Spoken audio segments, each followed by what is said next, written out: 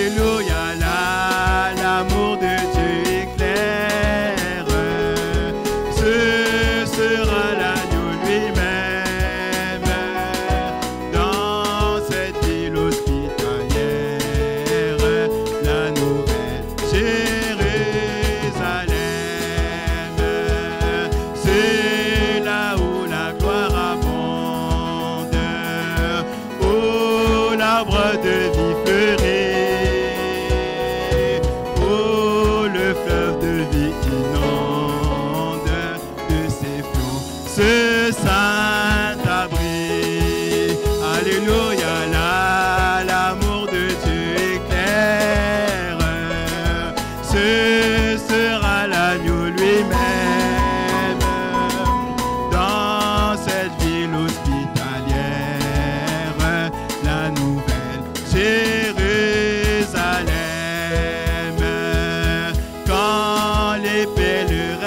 Quand les pèlerins arrivent, épuisés de grands déserts, fontaines, ô fontaines des eaux vives, quel repos leur est offert. Alléluia, là, l'amour de Dieu éclaire.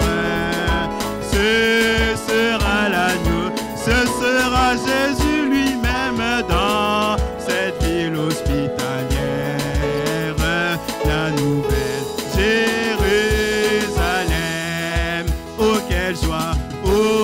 quelle joie bientôt sur terre, quand Jésus sera présent. Cette ville aux mille lumières, il sera éternellement. Alléluia, là, l'amour de Dieu éclaire. Ce sera l'agneau lui-même dans cette ville hospitalière, la nouvelle Jérusalem.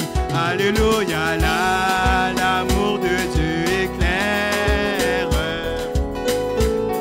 Sera l'agneau lui-même dans cette ville hospitalière, la nouvelle Jérusalem. Oh, qu'elle soit bientôt sur terre quand Jésus sera présent. Cette ville aux mille lumières, il sera éternellement. Alléluia, là, l'amour de Dieu éclaire. Ce sera l'agneau lui-même dans cette ville hospitalière, la nouvelle Jérusalem. Gloire à son nom, ô Seigneur notre roi. Gloire à son nom, toi qui nous as sauvés, toi qui nous étends. C'est pourquoi nous espérons tous en toi. Ton amour nous environne, ô Seigneur. Ta gloire resplendit tout comme le soleil. Ton amour nous environne, ô Seigneur. C'est pourquoi nous espérons tous en toi. Gloire à son nom, ô Seigneur notre roi. Gloire à son nom, toi qui nous as aimés, toi qui nous aimes tant. Nous espérons tous en toi. Tu n'as rien caché à ton épouse. Les mystères de Dieu sont tous accomplis. Nous voyons le septième sceau révélé.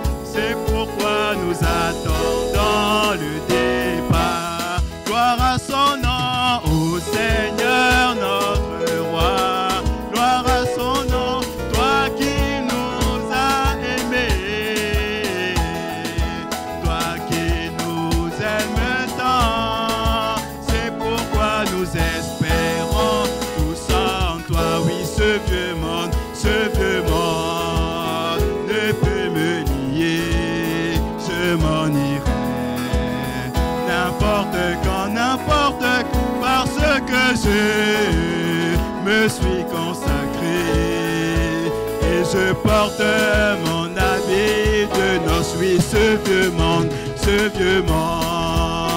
ne peut me lier. Je m'en irai n'importe quand parce que je me suis consacré et je porte mon habit de noces. Et oui, je loue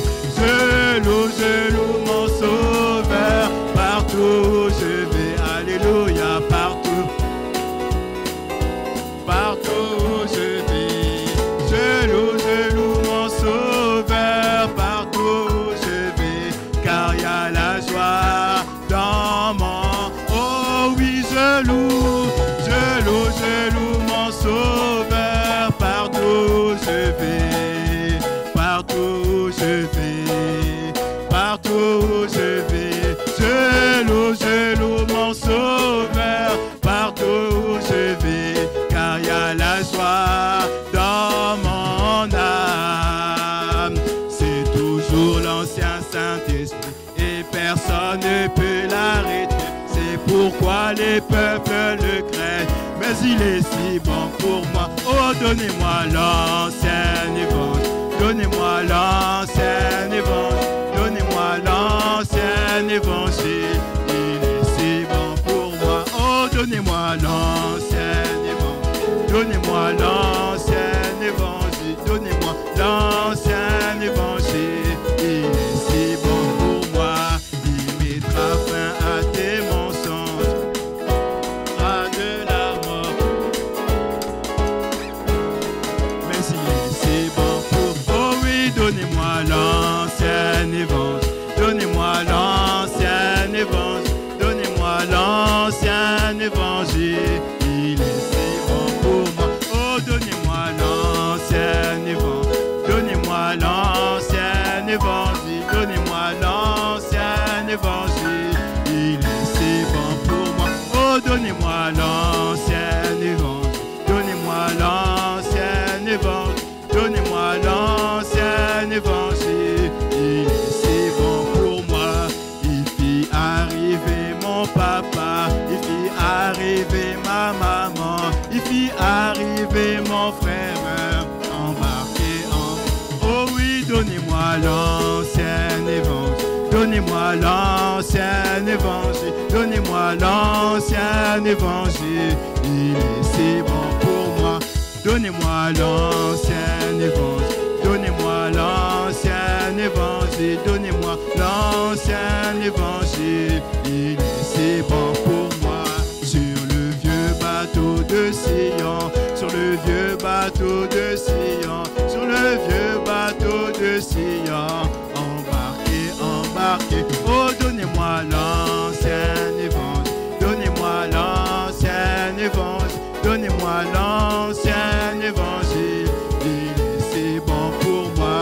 Donnez-moi l'ancien évangile, donnez-moi l'ancien évangile, donnez-moi l'ancien évangile. Il est si bon pour moi. Il est bon, je n'en veux d'autre, car il me fait aimer mon frère. Il met toutes choses à découvert, mais il est si bon pour moi. Oh, donnez-moi l'ancien évangile, donnez-moi l'ancien évangile, donnez-moi l'ancien évangile. Il est si bon pour moi. Donnez-moi l'ancien évangile, donnez-moi l'ancien.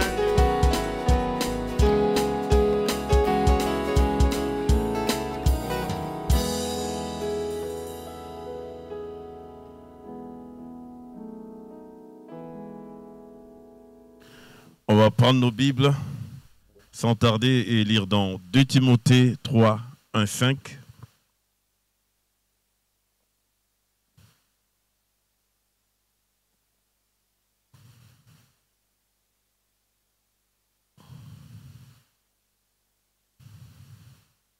De Timothée 3, 1, du verset 1 à 5. Mon titre aujourd'hui, c'est « Naaman passe de l'entêtement à l'humilité ». De Timothée 3, 1 à 5, je vais lire. « Sache que dans les derniers jours, il y aura des temps difficiles. Car les hommes seront égoïstes, amis de l'argent, fanfarons, hautains, blasphémateurs, rebelles à leurs parents, ingrats, irréligieux, insensibles, déloyaux, calomniateurs, intempérants, cruels, ennemis des gens de bien, traîtres, emportés, enflés d'orgueil, aimant le plaisir plus que Dieu, ayant l'apparence de la piété, mais régnant ce qui en fait la force. Éloigne-toi de ces hommes-là. Courbons nos têtes pour prier. Seigneur Jésus-Christ, nous venons vers toi implorer ta grâce, implorer ta miséricorde, Père. Regarde chacun d'entre nous au travers de ton sang. Pardonne nos iniquités, pardonne nos manquements, Père. Puisses-tu nous venir en aide, nous donner le contexte de ces citations qui seront lues et que cela nous fortifie, cela nous ramène à la parole, Père, pour que nous puissions marcher dans ta lumière. Nous venons humblement implorer ta présence et ta conduite parmi nous. Conduis-nous, Père, au nom du Seigneur Jésus-Christ. Amen. Vous pouvez vous asseoir. Je tiens à m'excuser pour dimanche. Je crois que je lisais, certains ont remarqué, je lisais très vite. La lecture était très vite, donc je ne sais pas qu'est-ce qui m'a pris. Mais je vais essayer de lire moins vite. J'avais la contrainte du temps. Mes notes, quand je regardais les notes des prédications, ça pourrait arriver à 2h45 non, à 1h45 ou 2h de prédication. Je ne sais pas qu'est-ce qui m'a pris. Cette contrainte-là m'a poussé à lire rapidement, même à sauter certaines citations, à sauter pour aller plus vite. Donc je vais essayer de ne pas faire ça, que Dieu m'aide. Lire de telle façon que les gens comprennent et s'il faut insister, insister. Donc venons à notre sujet. Premièrement, nous devons avoir la tempérance. Peu importe ce qui arrive, peu importe ce qui peut arriver, combien la situation, les circonstances se présentent, combien tu es déçu, combien on parle mal contre toi, être tempérant. Avoir cette tempérance. C'est une des natures que nous devons avoir, une des vertus qui appartiennent dans la stature de l'homme parfait. C'est quoi la tempérance, Frère Branham dit, dans la stature d'un homme parfait? Paragraphe 169. La tempérance ne signifie pas non plus qu'il faut arrêter de boire de l'alcool. Non, non. La tempérance ne parle pas d'un traitement pour alcoolique. Pas dans ce cas. Ceci, c'est la tempérance de la Bible. La tempérance du Saint-Esprit. Donc, ce qu'on est en train de parler, ce n'est pas la tempérance comme peut-être le monde les définit. Mais il s'agit du Saint-Esprit. La tempérance venant du Saint-Esprit et qui agit en toi. Mais c'est quoi, Frère Branham? Frère Branham continue. Celle-là est juste l'une des convoitises de la chair. Mais nous parlons de la tempérance du Saint-Esprit. Cela veut dire comment contrôler votre langue. Ne pas être une commère. Comment contrôler votre tempérament. Il y a ta langue. Tu n'es pas une commère. Quelqu'un qui va raconter n'importe quoi partout. Tu n'es pas quelqu'un qui se fâche à chaque fois. Qui s'irrite. Tu contrôles ton tempérament. Donc si tu as encore ça, c'est qu'il te faut dans la marche la tempérance. Aux moindres choses qui arrivent, tu t'énerves, tu t'emportes, il te faut la tempérance. Comment contrôler votre tempérament? Ne pas vous emporter chaque fois que quelqu'un vous parle avec colère. Chaque fois que quelqu'un te parle avec colère, la vieille nature revient chaque fois. La vieille colère revient. La nervosité revient. Tu deviens nerveux, tu te fâches, tu t'emportes. Non, non.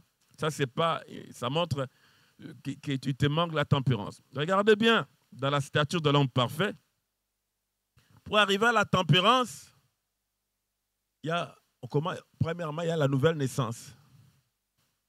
Quand tu nais de nouveau, tu as la foi. La foi, la vertu, la connaissance, la tempérance. C'est qu'un homme né de nouveau peut aussi être quelqu'un qui s'irrite, qui se fâche. Ça ne veut pas dire parce que le frère se fâche, n'est pas né de nouveau, non. Il est né de nouveau, il est juste dans la marche. Il lui manque une vertu. Il est né de nouveau, peut-être qu'il a la vertu, il a la connaissance, mais il lui manque la tempérance. Donc là, on parle bien aux chrétiens. Je ne m'adresse pas aux païens. Donc un chrétien peut être comme cela, mais il lui faut cette vertu-là. Contrôler son tempérament. C'est ce qu'il nous faut. Mais dans l'histoire de Naaman, Naaman, comme nous avons vu, son nom veut dire délice, agrément, agréable, amicalité, amabilité. Quelqu'un qui devait être agréable à Dieu, mais il avait un tempérament. C'est quelqu'un, comme c'est un militaire, c'est quelqu'un qui s'irrite. C'est quelqu'un qui aimait le prestige. Il avait un haut rang. Un haut rang militaire. Donc quelqu'un qui allait voir le roi.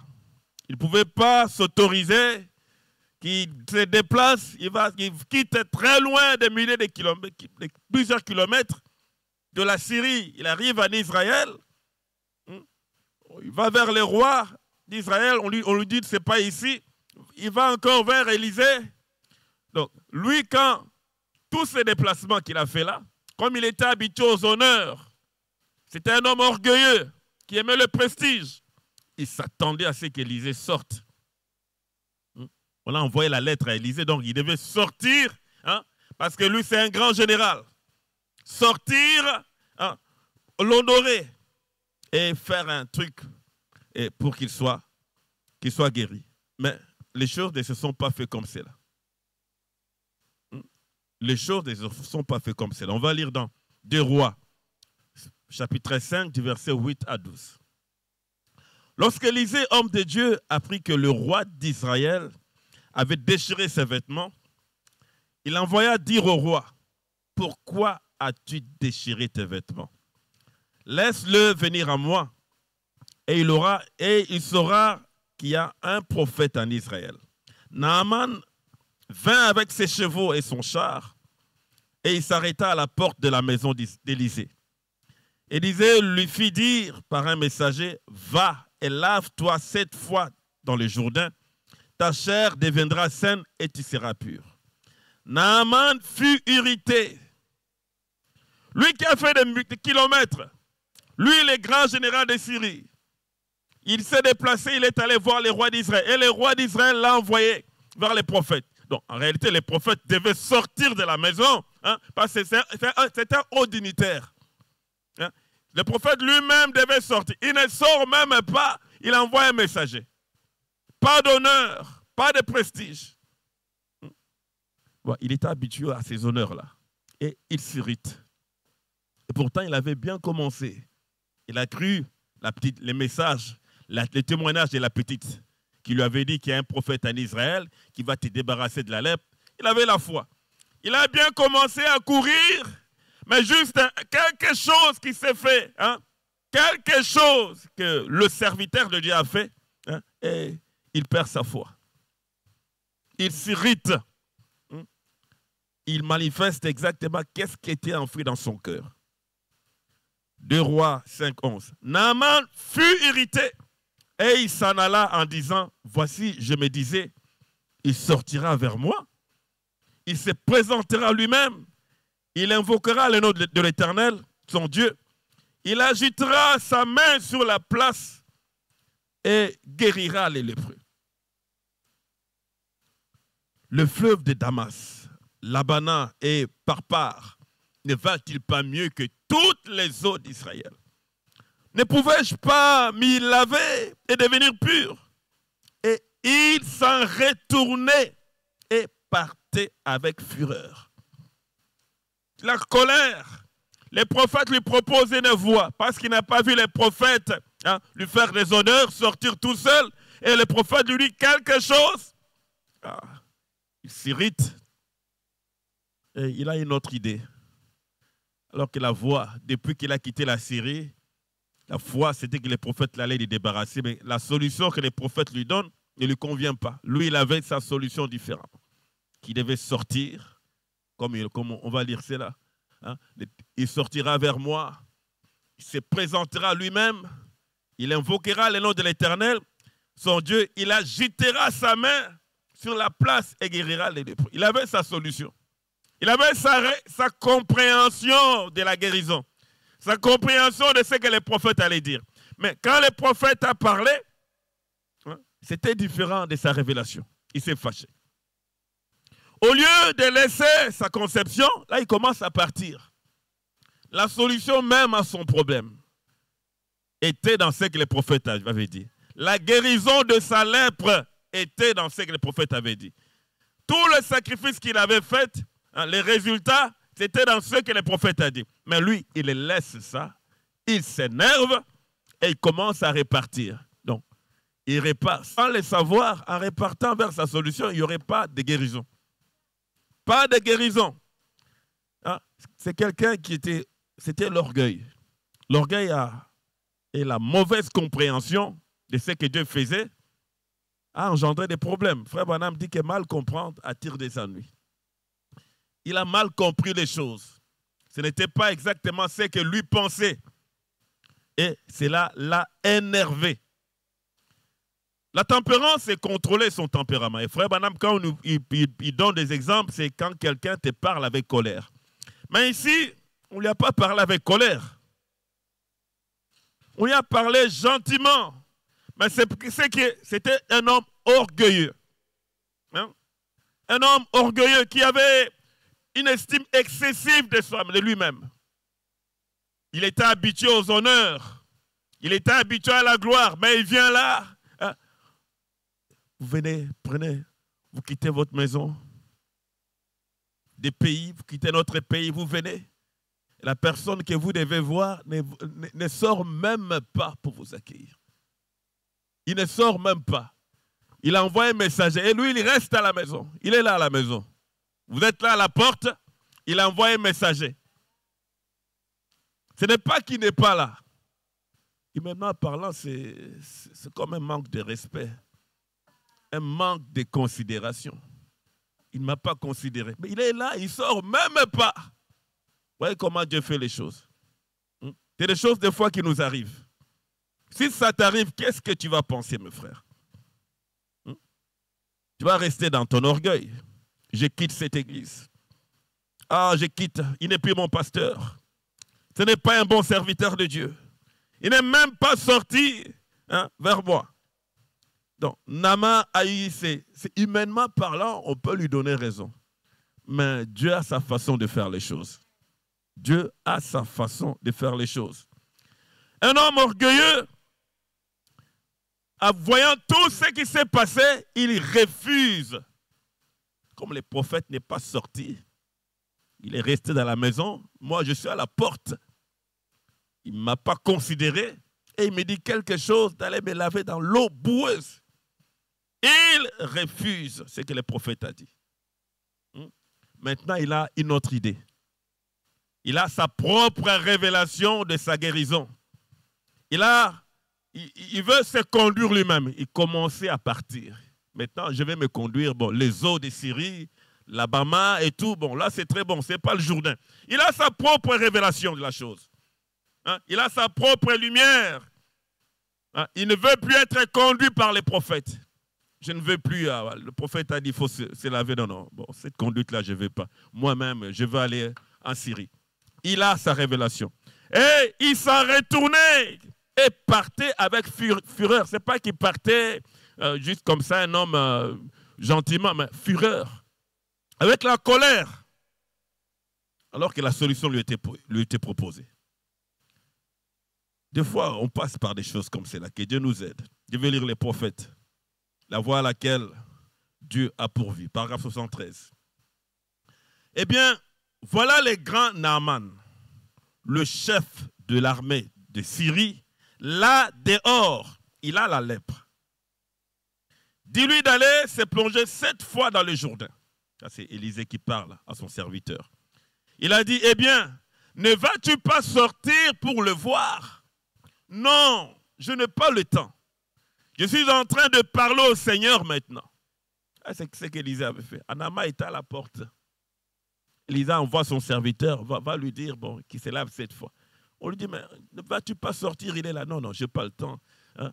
Faisons que vous allez voir le pasteur fait cela. Quelle sera votre réaction? Il dit, je n'ai pas le temps. Oui, tu as fait des kilomètres, tu as fait des sacrifices. Non, je n'ai pas le temps de te recevoir. Et il est là, peut-être dans son bureau, là, à la maison. Non, je n'ai pas le temps, je suis en train de parler au Seigneur maintenant. Alors il dit, eh bien, il est en train de lire les Écritures. Il est en prière. Il ne peut pas sortir. Il a dit, va te plonger 7 fois dans le Jourdain. Et oh, il s'est emporté. Il s'emporte. J'ai quitté la Syrie. Moi, un grand général, je quitte. Même j'ai la lettre de mon roi. Je vais vers son roi m'amène vers lui. On commence à me trimballer comme ça. Et j'arrive. Il ne me respecte même pas. Il est là, il ne veut même pas sortir pour me voir. Et il s'est emporté. Oh là là, juste comme les gens le font maintenant. Donc il y a des gens qui s'emportent aussi. Qui s'emportent contre les serviteurs de Dieu. Contre les pasteurs, contre les ministres, contre les diacres, contre les administrateurs, ne comprenant pas l'action du Saint-Esprit. On s'emporte contre nous, l'office. Parce qu'il a dit ça, il a fait ça. Donc, on s'emporte contre les huissiers sans comprendre ce que le Saint-Esprit est en train de faire. Oh là là, juste comme les gens le font maintenant. Oh, je ne reviendrai plus jamais à cet endroit. Ça, c'est les réactions des gens. Comme telle chose s'est fait, ah bon, je quitte l'église. Il y a eu tel, je quitte, je pars. Je ne reviendrai plus. Je n'aurai jamais rien à voir avec cette bande de saints exaltés. Saints exaltés. Il a éclaté comme une grenouille qui mange de la chevrotine et il se retourne comme cela. Oh, je n'aurai plus jamais rien à voir avec cela. Je ne peux pas croire à cela. Non, non, non. C'est la raison pour laquelle vous êtes dans l'état où vous êtes à l'instant. C'est juste. La parole de Dieu a frayé la voie. Dieu avait frayé la voie, mais la façon de faire ne coïncidait pas. Humainement parlant, c'était irrévérencieux. Mais Dieu a sa façon d'abaisser quelqu'un. Dieu a sa façon d'amener quelqu'un à s'humilier. Ne pas rester là avec des prestiges, avec de l'honneur, orgueilleux, grand homme, on t'honore. Non, non, Dieu a sa façon, il faut descendre. La seule façon de monter, il faut que tu descendes. Et il te rabaisse en premier. Il te rabaisse. C'est la raison pour laquelle vous êtes dans l'état où vous êtes à l'instant. C'est juste, la parole de Dieu a frayé la voie. Moi, me plonger dans ces eaux boueuses, absolument pas. Eh bien, les eaux qui sont là en Syrie sont meilleures que celles d'ici. Et oui, si on regarde humainement parlant, les eaux de Syrie étaient plus propres que l'eau du Jourdain.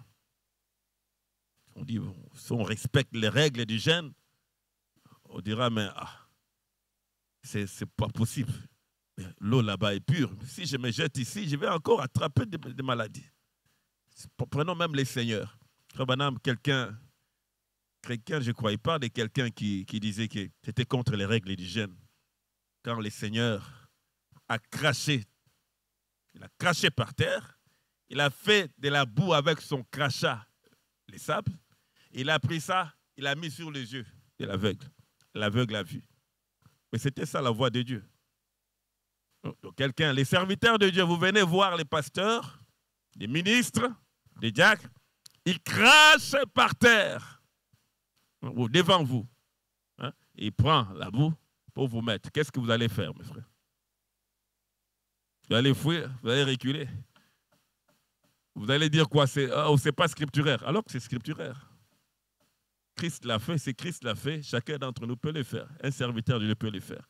Dieu a sa voix, sa façon de faire les choses. Frère Branham, dans quoi tu sais là? Paragraphe 70. Eh bien, prenons même Marthe.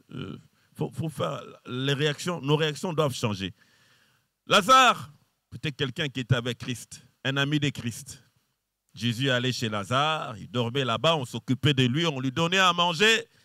Le serviteur de Dieu est devenu un ami de Lazare. Mais quand Lazare est tombé malade, on a fait appel à Jésus. Il n'est même pas venu. Lui, on préparait tout le temps pour lui pour manger. Il était là tout le temps. Maintenant, son ami est malade, il n'est même pas venu voir. Il a continué son chemin. Ce n'est pas que le messager ne lui a pas dit. Le messager est allé. Et le messager retourne, on attend, il ne vient pas. Et il arrive tard, 4 jours après sa mort. Si vous étiez la sœur ou le frère de Lazare, qu'est-ce que vous allez dire? Chaque fois, peut-être, la nourriture, c'était vous qui faisiez. Les habits, c'était vous. Il ne donnait rien. Et là, il vient maintenant, en retard. Et vous attendez qu'il était là-bas, telle personne est guérie, tel boiteux a marché, tel aveugle. Mais vous, rien du tout. La réaction, nos réactions doivent changer, mes frères. Ce n'est pas s'emporter. Je quitte l'église, je quitte les pasteurs, je quitte tel. Non, non, ce n'est pas s'emporter. Oh, vieux hypocrite. Non, non, ce n'est pas ça. On doit faire les choses différemment. Dans la prédication, crois-tu cela, paragraphe 70. Eh bien, Jésus, dans son ministère, on allait écouter sa parole précieuse.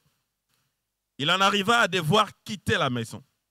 Et quand il est parti, la tristesse et les ennuis ont commencé. Et chaque fois qu'il sort de chez vous, la tristesse et les ennuis entrent. Donc chaque fois que Christ sort, la tristesse. Quand vous voyez la tristesse entrer dans la maison et les ennuis commencer à arriver, surveillez, est-ce que Christ est là ou pas? Peut-être vous pensez qu'il est là, il n'est plus là. Quand il sort, les ennuis arrivent, les difficultés arrivent, la malédiction arrive. Je réponds, frère Branham. Et quand il est parti, la tristesse et les ennuis ont commencé. Et chaque fois qu'il sort de chez vous, la tristesse et les ennuis entrent. Chaque fois qu'il sort de votre église, la confusion et l'état de rétrograde entrent. Quand Christ sort, les gens de l'église rétrogradent. L'église est dans la confusion. L'église, ce n'est pas les bâtiments. C'est les membres, chacun d'entre nous. La confusion entre depuis la chair jusqu'au dernier. Les ennuis entrent depuis la chair jusqu'au dernier banc. Les gens rétrogradent. Ça fait que les gens ne vivent plus la parole. Rétrograder, c'est garder 99% de la parole et rejeter 1%. Ou rejeter 0,001. Ça, tu rétrogrades. Donc, quand il quitte, ces choses-là arrivent. On commence à négliger certaines écritures. Et chaque fois qu'il sort de chez vous, la tristesse et les ennuis entrent. Chaque fois qu'il sort de votre église, la confusion et l'état de rétrograde entrent. Les troubles sont en route. Gardez-le avec vous tout le temps. La chose à faire, c'est garder Christ tout le temps. Ce n'est pas garder Christ juste le matin ou garder Christ le dimanche, le mercredi, le vendredi. Non, non, le garder tout le temps, chaque jour. Chaque instant de votre vie, gardez-le avec vous. Dès qu'il quitte, le diable va vous avoir. Regardez, il était avec les disciples. Ils étaient ensemble, les démons n'ont pas attaqué. Dès qu'il a dit que eux aillent, le précèdent. Lui, il est allé prier sur la montagne. Ils sont allés tout seuls dans la barque. C'est là où les ennuis sont arrivés. 10 000 démons cherchaient à noyer les disciples. Ce n'est pas un démon, 10 000. Je ne sais pas combien de démons sont aux trousses de chacun d'entre nous. Nous vivons dans l'âge où l'enfer est sur la terre. La chose à faire, c'est garder Christ. Frère Branham continue. Maintenant, dans ce cas-ci, évidemment, il n'avait pas été chassé, mais son œuvre l'avait amené ailleurs. Aussitôt qu'il était allé ailleurs, Lazare, son ami intime, est tombé malade à mort. On a envoyé chercher Jésus afin qu'il vienne prier pour lui. Et au lieu que Jésus vienne, il a simplement poursuivi son chemin. Il poursuit son chemin. Au lieu de venir, comme Élisée, au lieu de sortir, d'aller vers Damas, il a continué sa prière. Il a continué de prier, il poursuit. Je n'ai pas le temps, je suis en train de parler au Seigneur. Il a continué. Et le Seigneur a fait ça également. Il a continué son chemin. Et au lieu que Jésus vienne, il a simplement poursuivi son chemin. Et on a encore envoyé les chercher. Donc, Frère Branham le dit là, on a encore envoyé les chercher. Ils ont envoyé une fois, il a poursuivi son chemin. On a encore envoyé les chercher. Et il a tout bonnement continué son chemin, ignorant apparemment cela. Jésus connaissait tout ce que le Père lui avait montré. Donc, il connaît toutes choses. Dieu a sa façon de faire les choses. Ça ne sert à rien de s'emporter. Ça ne sert à rien, parce que si tu t'emportes, tu rates la bénédiction. Tu persévères dans l'emportement, tu t'entêtes à suivre tes propres voies, tes propres idées, tu rates la bénédiction. Paragraphe 71. C'est pourquoi, amis, j'ai dépassé le temps. Et maintenant, si vous envoyez appeler votre pasteur et qu'il ne venait pas prier pour vous, alors que vous êtes malade, eh bien, vous diriez, c'est vieil hypocrite, je vais aller adhérer à l'église des voisins ou de quelqu'un d'autre. Vous envoyez chercher votre pasteur qui vient prier. Quand il ne vient pas, voilà la réaction de certains. C'est exactement ce que Naaman a fait. Il vient, il se présente à la porte, lui il attend que le pasteur sorte, mais c'est quelqu'un d'autre qui sort. Le pasteur, oui, il est là, mais il a dit qu'il n'a pas le temps. Il est en train de prier. Donc, mais c'était la voix de Dieu. Et lui, il s'énerve, il s'emporte. Et Frère Branham nous montre ce que font les gens. Et si vous envoyez appeler votre pasteur et qu'il ne venait pas prier pour vous, alors que vous êtes malade, eh bien vous direz, c'est vieil hypocrite. Je vais aller adhérer à l'église des voisins ou de quelqu'un d'autre. C'est pourquoi votre pasteur ne peut rien faire pour vous. Il ne peut rien. Quand vous avez cette attitude, il ne peut rien. Vous n'avez plus confiance, vous n'avez plus la foi. Enfin, ce que Naaman a fait, c'est qu'il n'avait plus la foi à ce qu'Élisée disait. Ça se manifeste par ce qu'il a dit. Les eaux de Syrie, des fleuves de Syrie, ne sont-ils pas meilleurs que le Jourdain? Donc, tu rejettes ce que le prophète a dit. Donc, il n'avait plus la foi en ce qu'Élisée avait dit. C'est là, Dieu ne peut rien faire. Quand vous manquez la foi, Dieu ne peut rien faire. Votre solution, peut-être vous allez penser que c'est bon. Ça va durer un moment, vous allez faire un trajet. Mais à la fin, vous n'allez rien recevoir. Rien recevoir parce que vous avez quitté la solution, la voie que Dieu a pourvue. C'est pourquoi votre pasteur ne peut rien faire pour vous. Vous devez avoir foi en lui, confiance en lui en tant qu'homme de Dieu. Et savoir que toute chose concourt au bien de ceux qui aiment Dieu. C'est vrai. Eh bien, votre pasteur ne m'a pas dit de dire cela non plus. On va pouvoir lire ça après. C'est la foi. Mais toutes ces choses venaient de sa pensée, de son cœur. La réaction à la conduite du Saint-Esprit, lui n'a pas compris cela. Comment l'Esprit de Dieu conduisait Élisée à faire les choses. Il ne l'a pas compris. Mais cela a juste manifesté ce qui est en lui. Les événements manifestent ce qui est dans chacun. Les circonstances qu'on rencontre manifestent l'esprit qui est en toi. Dès que tu commences à t'emporter, la colère, devenir commère, ça montre juste que tu n'as pas la tempérance. Il y a quelque chose qui ne tient pas. Comme je l'ai dit au début, quelqu'un qui est né de nouveau, peut être né de nouveau sans avoir la tempérance. Ça ne veut pas dire que quand quelqu'un s'irrite, il n'est pas né de nouveau. Non, non. Il faut voir comment Frère Branham prêche la stature d'un homme parfait. La nouvelle naissance, ça te donne la foi. Tu passes à la vertu, à la connaissance, puis la tempérance. Le contrôle de ton tempérament. Donc tu manques, tu es né de nouveau, mais tu t'emportes. Ces choses viennent du cœur. Il faut qu'il y ait un changement dans les cœurs. Donc on va lire dans Marc 7,20, où le Seigneur qui parle des choses qui suivent l'homme, qui sont dans les cœurs. Il dit encore, ce qui sort de l'homme, c'est ce qui suit l'homme.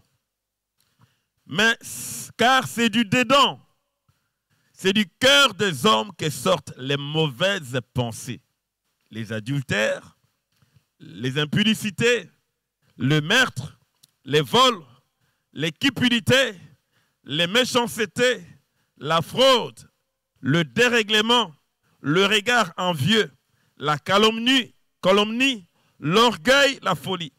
Toutes ces choses mauvaises sortent du dedans et souillent l'homme. L'orgueil, ça vient du dedans.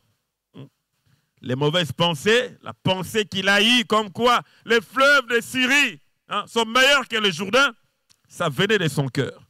Un changement doit être fait. Donc nos réactions, nos paroles montrent simplement ce qu'il y a dans nos cœurs. Il faut qu'il y ait un changement dans les cœurs. La prédication, une expérience personnelle avec Dieu. Paragraphe 12. Et je me demande des fois si nous, l'Église, sachant que Dieu a promis de délivrer l'Église de ses péchés et de sa maladie, pour faire de nous un peuple salé dont le monde aurait faim et soif. Je me demande, avec nos efforts humains, avec nos théologies et tout, ainsi que nos grands bâtiments somptueux, et ainsi de suite, tels que nous avons essayé de présenter cela aux gens il y a bien des années, et nous avons constaté que cela a failli, parce que nous nous sommes chargés de les faire. Nous nous sommes chargés d'avoir de nouvelles écoles, d'instruire nos ministres, et ainsi de suite. Nous avons abandonné le véritable principe. La chose véritable que Dieu nous a dit de recevoir, qui est de laisser le Saint-Esprit conduire l'Église. Au lieu de laisser la conduite du Saint-Esprit, les gens veulent faire les choses selon eux. D'autres veulent la théologie, d'autres veulent, oui, c'est bien de construire, mais on ne va pas s'arrêter à tout ça. C'est bien de prêcher, mais on ne va pas s'arrêter à prêcher. Il faut que le Saint-Esprit soit là en prêchant et qu'il amène les gens au baptême du Saint-Esprit. Il faut que le Saint-Esprit conduise chacun. Pas juste à l'église, mais toi-même dans ta vie, le Saint-Esprit doit te conduire dans les choses. Mais au lieu de laisser le Saint-Esprit conduire, nous avons adopté nos propres choses. Nous voulons faire les choses selon nos propres idées. Nous avons abandonné les véritables principes, la chose véritable que Dieu nous a dit de recevoir, qui était de laisser le Saint-Esprit conduire l'Église. Nous avons laissé cela de côté. Nous avons perdu notre joie divine. La vision est sombre maintenant. Donc, on a perdu toutes ces choses. Et les gens ont leurs idées sur les messages, leurs idées sur l'effet de venir à l'église ou pas. Certains veulent rester à la maison. Et ils ont une citation, alors qu'il y a beaucoup de citations qui parlent qu'il faut aller à l'église. Et chacun se cramponne à une citation, il abandonne les autres de côté. Et il pense qu'il est conduit par le Saint-Esprit. D'autres non. Le temps des prédicateurs est prêché, est fini, alors qu'il y a beaucoup de citations. Frère Madame parle qu'on doit prêcher, qui n'est pas la seule personne à prêcher. Beaucoup. Et d'autres même, c'est juste, il faut venir à l'église, et puis on va juste mettre la bande. Tout le temps, la bande va jouer. Ce n'est pas qu'une seule chose. C'est comme si la prédication a commencé avec eux. Ou disons, c'est comme si, disent les bandes, ça a commencé avec nous ici au temps de la fin. Non, là, il était dit à Josué de ne s'écarter ni à gauche ni à droite. De rester fidèle à ce que Moïse a dit. Mais qu'est-ce qu'ils ont fait, c'est du temps de Josué? N'ont-ils pas prêché? Est-ce qu'il faisait que lire juste les citations, puis c'est fini? Mais qu'est-ce que Paul et les autres font? Qu'est-ce que Timothée ont fait? Qu'est-ce que tous les ministres le long des âges ont fait? C'est des gens qui disaient ce que la Bible dit. Mais comment ils le disaient? Ils prêchaient. Les gens ont leurs idées et ils veulent ramener cela. C'est comme si prêcher, c'est juste avec le message. Non, prêcher, c'est depuis longtemps qu'on prêche. Depuis longtemps que l'évangile est prêché. Mais chacun a sa voix et il veut que les choses soient faites selon sa voix. Mais heureusement qu'il y a beaucoup de citations qui condamnent toutes ces choses-là. Beaucoup de citations. On va écouter les bandes, mais il faut qu'il y ait des ministres qui prêchent. Ça, c'est des citations qui existent. Frère Branham, je continue. Paragraphe 8, dans pourquoi. Voilà, le temps va très vite. Bon, on va voir où est-ce qu'on va s'arrêter. Le temps va très vite. Pourquoi paragraphe 8? Je crois que c'est là. J'aimerais prendre un sujet que je vais intituler pourquoi. Vous savez, lorsque Dieu qui est si bon envers nous ferait une voie afin que nous échappions au danger et que nous n'acceptons pas cette voie, alors Dieu se demande pourquoi.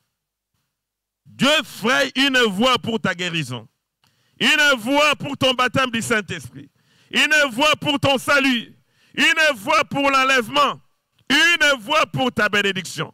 Mais la voie est là, toi tu veux pas, tu veux tes propres pensées. Tu n'acceptes pas la chose. Comme Dieu avait fait une voie pour la guérison de Naaman. Lave-toi cette fois. Mais lui, il dit que les eaux de Syrie sont meilleures. Il prend une autre idée. Une nouvelle révélation qu'il avait. Frère Branham continue. Je pense qu'il a le droit de demander. Pourquoi? Je pense qu'il a le droit de demander pourquoi. Car il s'est donné toute la peine afin d'effrayer cette voie pour notre bien. Et il l'a placé devant nous. Et ensuite, nous nous en détournons carrément et nous refusons cela.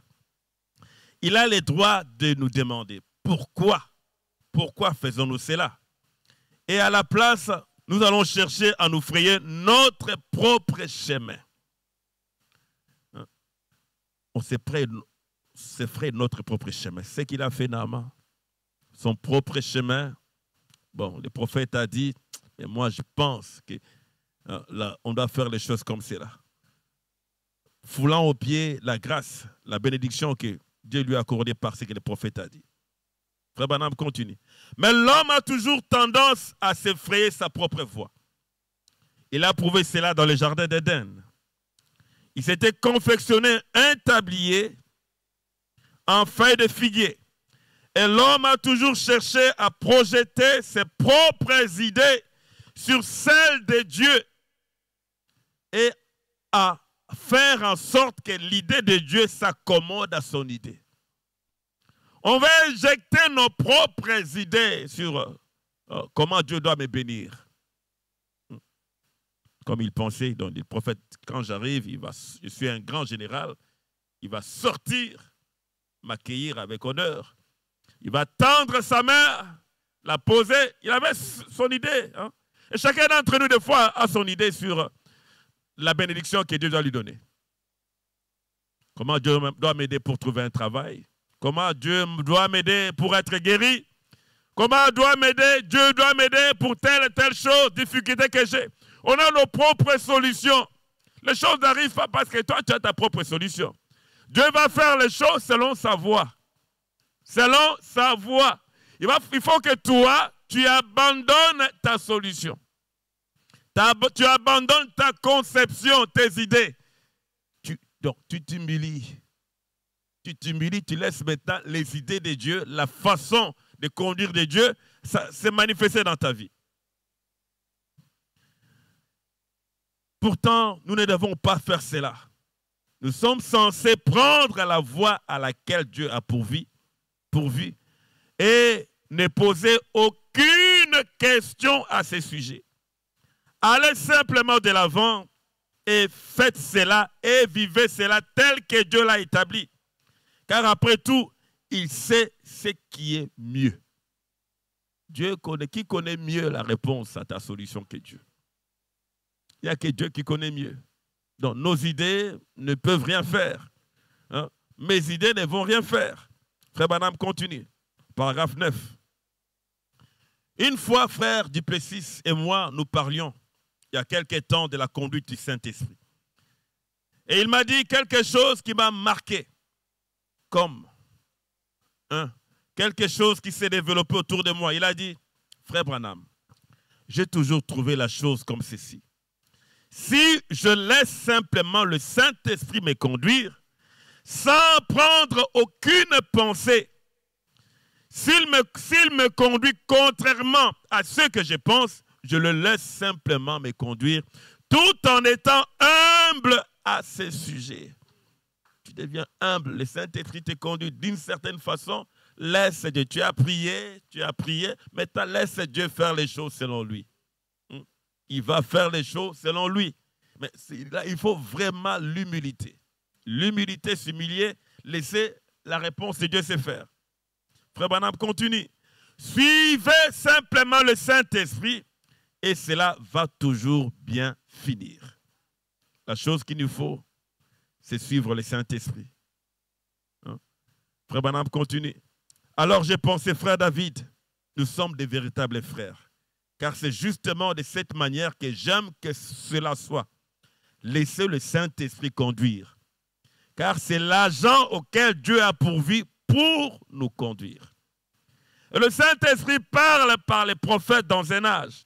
Il conduit les choses telles que les prophètes l'ont dit. Les choses vont se faire exactement comme les prophètes l'ont dit. Si vous voulez la bénédiction, cramponnons-nous simplement à ce que les prophètes ont dit. Laissons tout notre prestige. Laissons toute notre connaissance. Mettons de côté nos interprétations, nos idées de comment les choses vont se faire. Et laissez Dieu conduire les choses. Donc là, il faut qu'on abandonne notre propre moi. Ton propre moi, moi je pense, moi je veux abandonner cela. Il faut l'humilité. D'humilité. Frère Branham, dans Israël à la mer Rouge, paragraphe 176. C'est comme le brave Naaman. Lorsque Naaman descendit pour recevoir son 3 points de suspension, Élisée lui dit de descendre et de se baisser 7 fois ou de plonger 7 fois. Oh là là! Combien cela froissa son prestige. Oui. Son prestige fut froissé. C'était un homme qui avait les honneurs partout. Mais moi, le grand général, descendre dans l'eau comme ça. Combien, dans l'eau boueuse, combien cela froissa son prestige. Oh, dit-il, est-ce que l'eau là-bas n'est pas tout aussi bonne? Est-ce que mon église n'est pas tout aussi bonne? Non, Dieu a dit ici. Bien, maintenant, frère Branham, si nous nous rangeons de ce côté et croyons telle et telle autre chose, nous aurons une belle église et traiterons tout le monde de façon convenable. Et je donnerai un peu d'argent quelque part. Non, monsieur. À moins qu'un homme ne soit né de nouveau, il ne peut entrer dans le royaume de Dieu. L'autre base, c'est ce que les prophètes ont dit. L'autre foi repose sur ce que les prophètes ont dit. On ne va pas faire des compromis. On ne va pas sortir de cela. On ne va pas sortir de cela. Mais Naaman, l'orgueil qu'il avait, la colère est arrivée, était entrée et il s'est entêté dans une voie qui n'était pas scripturaire. Une voie qui n'était pas scripturaire. Pourtant, il était tout le temps en Syrie. Il n'a jamais été guéri en Syrie. Mais là, il était tout près de la bénédiction et il commence à faire demi-tour. Il s'entête. Il prend un comportement volontaire sans tenir compte de ce que le prophète a dit. Sans tenir compte des circonstances. Il pouvait même se regarder, se voir, mais j'ai la lèpre. J'ai fait tout ce temps en Syrie. J'ai tel problème, j'ai telle difficulté, j'ai ma vie qui ne marche pas. Tu peux voir tout cela. Ça, je dois faire exactement ce que le prophète a dit. Au lieu de persister dans une idée contraire, tu restes dans ce que le prophète a dit. C'est pourquoi changeons nos opinions. Changeons nos comportements. Changeons. Il faut qu'il y ait un changement de caractère. Changement du cœur, là dans les cœurs, que nos réactions soient différentes. Dans la prédication, je vous restaurerai, dit l'Éternel. Frère Branham, je peux passer cela. Mais prenons Balaam, un prophète. Dieu lui dit, ne va pas maudire Israël. Il a passé son sang. Quand les messagers sont arrivés, les messagers de Balak, il a passé toute la nuit en prière. Il s'est sacrifié. Dieu lui dit, n'y va pas. Et lui descend, hein, il dit en premier, bon, le Seigneur m'a dit de ne pas y aller. Après, le roi Balak, envoie d'autres messagers plus influents, plus importants. Hein, comme si on envoie ici pas, le premier ministre arrive. Les directeurs du cabinet du président arrivent. Hein. Tu vois, tout dehors comme ça, des militaires, des gens influents qui arrivent. Et on lui promet des choses. Mais on fera de toi quelqu'un de grand. Tu auras telle chose. On lui promet des choses. Devant toutes ces choses, un homme qui avait un don spécial, Balaam. Bon, on n'a pas ces dons-là. Quoique Frère Branham a là, hein, tout ce qu'il disait devait arriver. Quand il bénissait, lui, ça devait arriver. Quand il maudissait, il avait un don extraordinaire. Mais il a regardé le prestige, les honneurs et tout, et il change d'avis. Alors que lui, il parlait avec Dieu. Même la façon de faire les sacrifices, quelle révélation il avait? Il avait la même révélation que Moïse. Même révélation, la façon de disposer des choses, même. Quelqu'un qui avait une révélation comme ça, mais à cause des honneurs, du prestige, il s'entête. Là, il s'est entêté. Connaissant exactement ce que Dieu avait dit, mais lui, il veut l'argent, la popularité, les honneurs. Il devient têtu. Il veut maudire. Pourquoi? Parce que derrière, il y a l'argent, il y a toutes ces choses. Il s'entête. Un croyant ne fait pas comme cela. Tu ne t'entêtes pas dans une voie qui est contraire à la parole. Dès que tu sais que ce n'est pas la parole, tu reviens en arrière. Dans Je vous restaurerai, dit l'Éternel. Oui, je crois qu'on finira ça prochainement. On va mélanger ça avec notre sujet. Maintenant, Balak avait été rejeté. Dieu le lui avait déjà dit, ne va pas maudire ce peuple. Il parle de Balaam. Ne va pas maudire ce peuple car je l'ai béni. Il est donc descendu faire cela malgré tout. Un têtu. Malgré tout, tu as entendu Dieu. Même sur la route, il a continué. Hein? L'âne commence à parler. Vous êtes là sur le dos de l'âne. Hein? L'âne, il a son cri, il ne parlait pas. L'âne parle. Les prophètes n'arrivent même pas à comprendre que l'âne parle. Il frappe. Vois comment l'entêtement l'a amené. Frère Branham continue. Il est donc descendu faire cela malgré tout. Un têtu. Il voulait l'argent. Il voulait jouir de l'orgueil. Il voulait avoir un doctorat en théologie rattaché à son nom. Ou quelque chose comme cela. Il voulait devenir un grand quelqu'un. Une grosse légume, comme nous l'appelons. Excusez-moi cette expression-là, car cela est utilisé dans la rue. Mais vous comprenez bien clairement. Remarquez, il descend donc et il pensait qu'il pouvait être quelque chose de grand. Il descend donc pour se faire un nom, un prestige. Alors il va à la rencontre de Dieu. Dieu l'a rencontré. Bon, la suite, c'est vous pouvez aller lire la brochure. Mais quelqu'un qui persévère dans une voie contraire à la parole. Mais heureusement, j'aimerais que Dieu ramène chacun. Tu sais ce que dit la parole. Ce que les prophètes ont dit, c'est pour tel cas, pour telle façon de faire les choses. Et que tu persistes. Il est temps de revenir, mon frère. Tu es sur une mauvaise voie. Tu as écouté la parole. Chacun d'entre nous, ça fait longtemps qu'on écoute des citations. Mais tu persistes dans des choses contraires à la parole.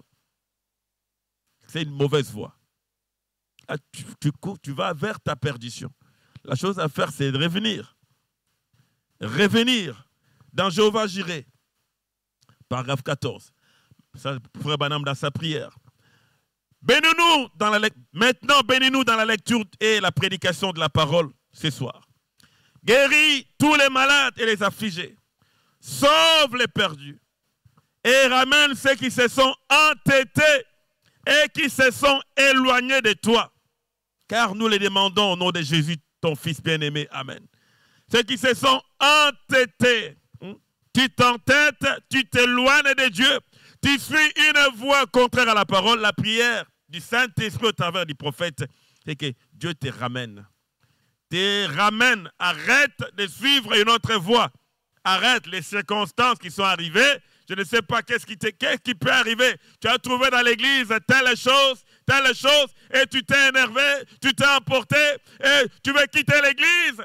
Des fois, d'autres quittent même, je quitte. Hein. Tu traites les serviteurs de Dieu de tous les autres noms.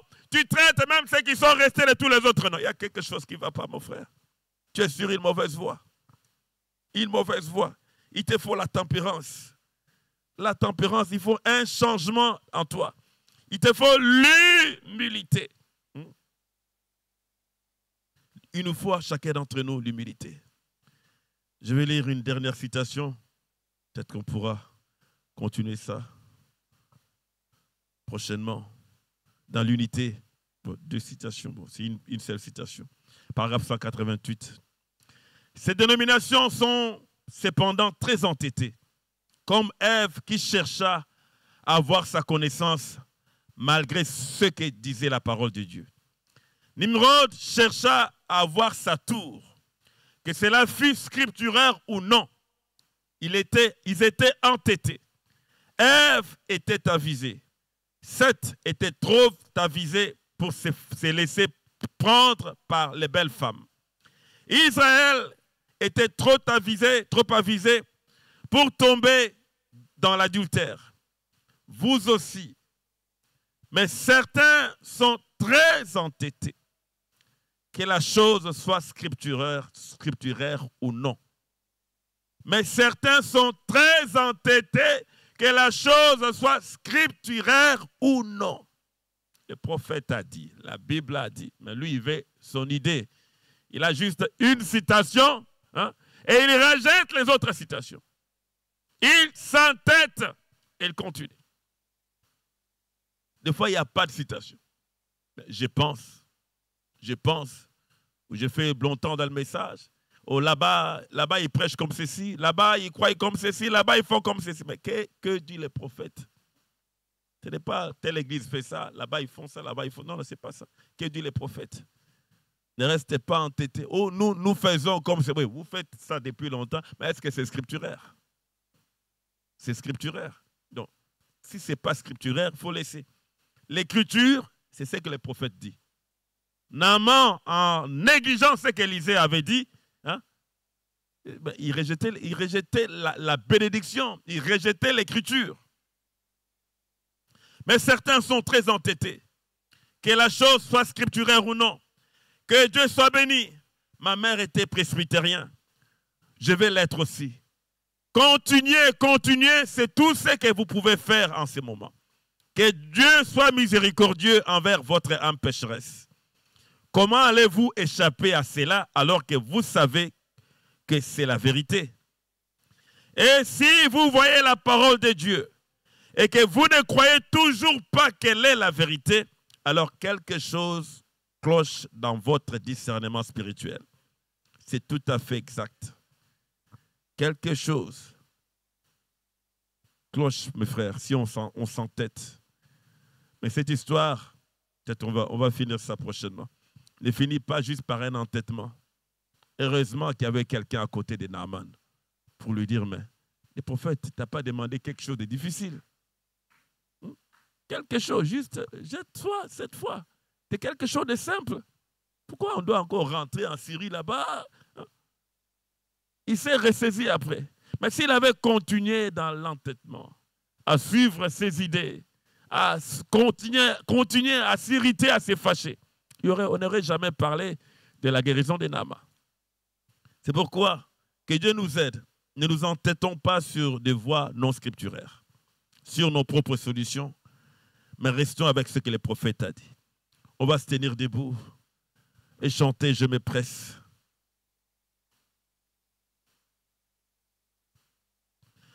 Je me presse sur la route du ciel, nouvelles hauteurs. Chaque jour je gagne sur mon chemin. je prie toujours. Place-moi, Seigneur, au lieu plus haut. Lève-moi, Seigneur, que je me tienne par la foi sur le plateau du ciel, la plus haute plaine, j'avais trouvé. Place-moi, Seigneur, au lieu plus haut. Lève-moi, lève-moi, Seigneur, que je me tienne par la foi sur le plateau du ciel, la plus haute plaine, j'avais trouvé. Place-moi, Seigneur, au lieu plus haut. On va tous prier, mon frère. Il est temps que tu pries. Peut-être dans ta vie, tu t'es emporté sur quelque chose qui s'est fait à l'église. Tu t'es emporté sur le comportement du pasteur, des diacres, des serviteurs de Dieu, ou de tout homme de Dieu, ou le comportement d'un frère, sans comprendre comment le Saint-Esprit conduisait les choses. Il est temps de revenir, de t'humilier, d'abandonner l'entêtement, de revenir à la parole. On va tous prier.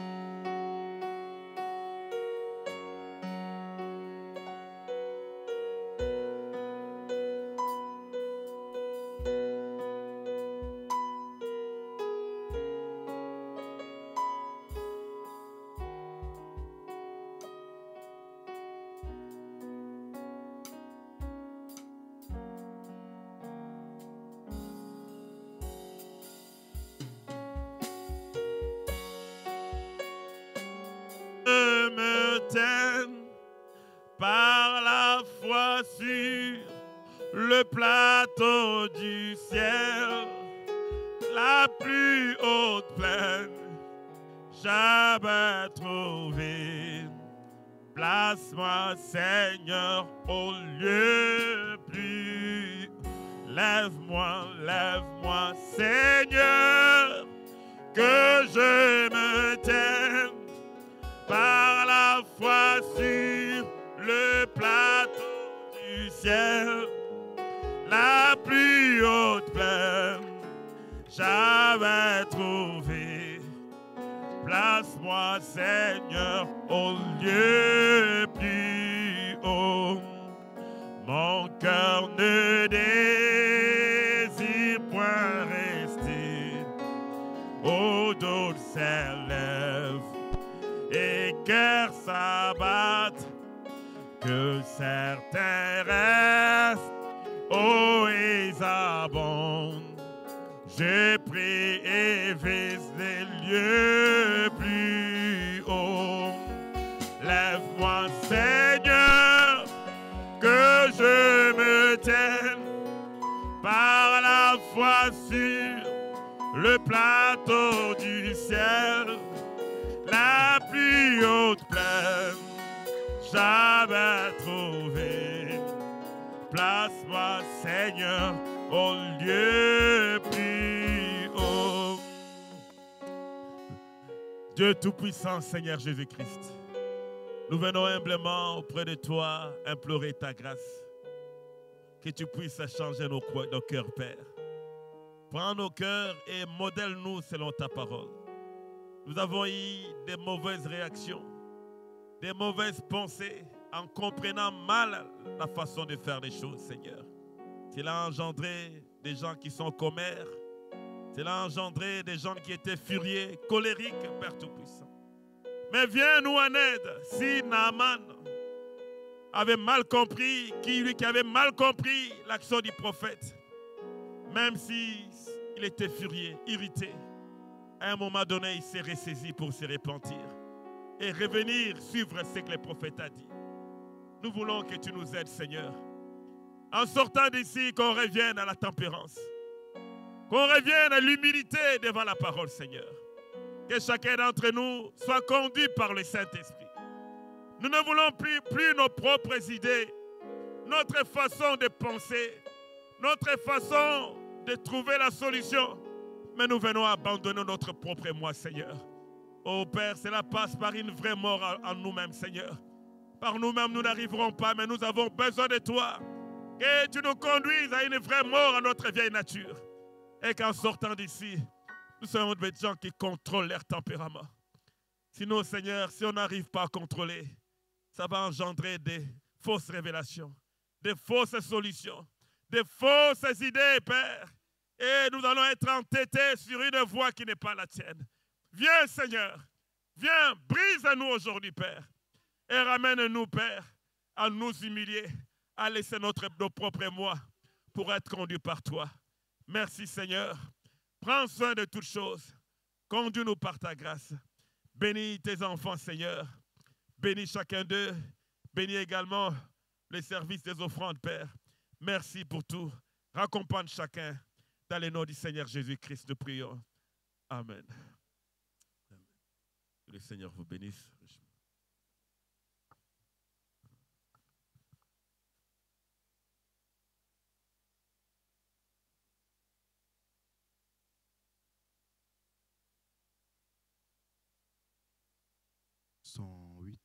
Au nom de Jésus.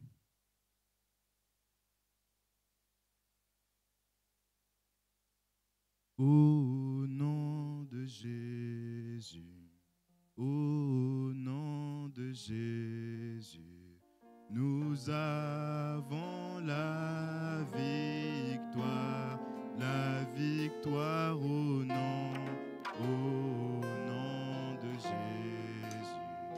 au nom de Jésus.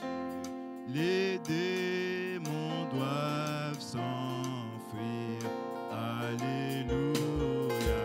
Si nous marchons au nom de Jésus,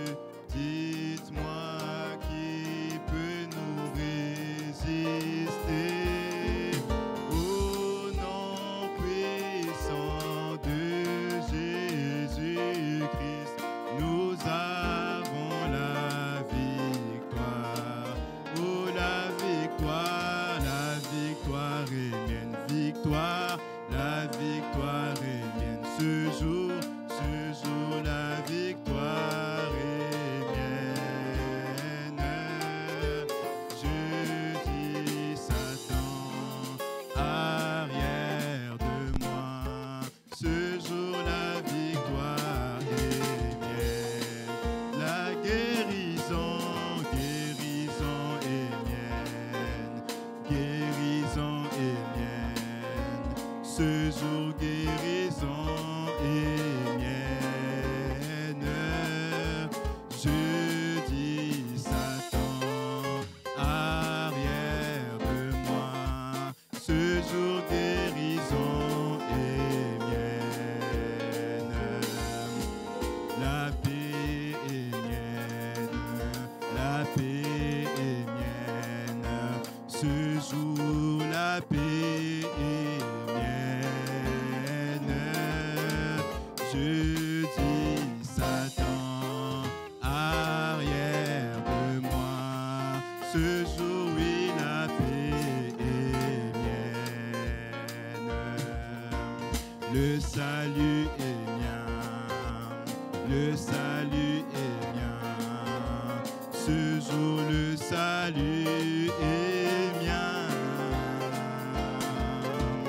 Je dis Satan, arrière de moi. Ce jour-là est mienne. La rédemption est mienne. Rédemption est mienne. Ce jour, la rédemption est mienne. Je dis Satan, arrière de moi. Ce jour, la rédemption est mienne. Oh, la victoire est mienne. Victoire, la victoire est mienne. Ce jour, la victoire est mienne. Je dis Satan, arrière de moi.